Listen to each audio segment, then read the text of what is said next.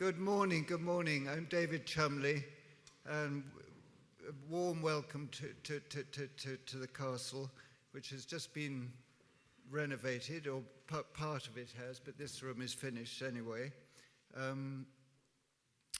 We're delighted to be asked by Tom Lester to host this third symposium for the organisation. I didn't go to the last one, but the first symposium held at Holcombe in 2023, I think, was for many of us a way to hear more about the organisation, what it was trying to achieve, determine whether it was something worthwhile joining, in view of the amount of time we knew it would take from our side. But I'm happy to say we decided to go ahead after that introduction. It was largely because we realised we already met most of the criteria for accreditation. Nevertheless, it did require a good deal of work, and I'm hugely grateful to our agents, James Hall and Robert Miller, the rest of our teams at Cholmondeley and Houghton for following through and making sure we could provide all the necessary information and meet all the requirements. I'm delighted to say that James has recently joined the board of WFE.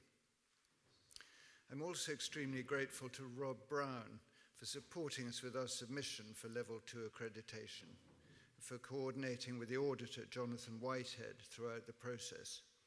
Pleased to say we passed with flying colours, and Jonathan has written in his summary that both estates were recognised as excellent examples of how conservation and commercial land use can coexist. James will be talking later about the conservation work at Cholmondeley, and about the reintroduction and breeding programs we've embarked on. So I thought I'd give a quick overview of our operations on both estates. So I thought we'd have the map here. I can show you. This is the Cholmondeley estate. But to begin with, to start with Norfolk, which is where we started with organic farming, we had the opportunity around 25 years ago to take most of the estate back in hand. So we immediately started organic conversion over a period of 3-4 years.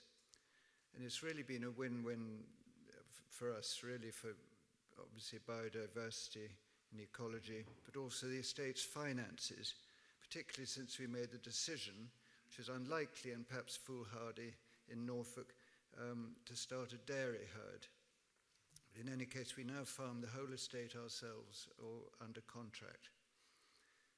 The Cheshire estate has traditionally been entirely tenanted, but again we had the possibility of taking back a farm in hand in 2018, and we now farm 1,750 organic acres spread over a number of contiguous farms.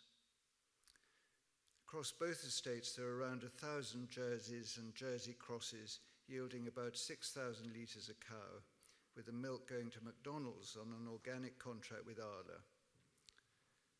Non-dairy enterprises include cereals, organic vegetables, a poultry unit, both under contract with the vegetables as well, blueberries, and aronia berries, which is a very new venture, and I would like to go into that in more detail, but it's fascinating.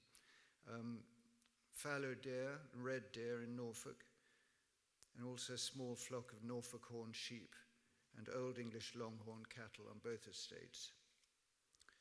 In Cheshire, we have SSSIs around 3 meres. You can see the meres here, Barmere, Chapel, Mossmere, and Norbury Mere here. And this is what we'll be visiting this afternoon, walking around.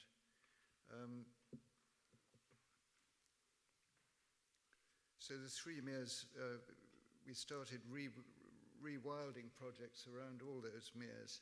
And the Chapel Mere, which we're going to visit, is a Ramsar, which is a wetland officially designated as being of international importance. We're also proud to have the Cheshire Wildlife Conservancy as one of our farm tenants, and they maintain the land around one of our meres, Barmere, to the highest ecological standards. You'll meet some of their team during the course of the day. Intensive dairy farming is not conducive to soil health and has few ecological benefits. So we're working to improve the situation across the rest of the estate, encouraging tenants to reduce chemicals and fertilizers and find alternatives to maize, while also helping to create more borders on field boundaries, planting hedgerow trees and caring for the venerable oaks which dot the countryside and are such a part of the Cheshire landscape. All this would not be possible without our remarkable in-house team, many of whom are here today. Their knowledge, hard work and dedication are really the main reason Cholmondeley looks the way it does. And finally, I'd like to mention the invaluable advice and encouragement of Derek Gow, who has spearheaded our species reintroduction programs. It's wonderful to see him here today. So Tom, I'd like to congratulate you and the WFE team for the success you've already made of this enterprise and organization. And I thank you for the amount of time and effort you've dedicated to it, which is really for the benefit of us all in the long term. Thank you. So.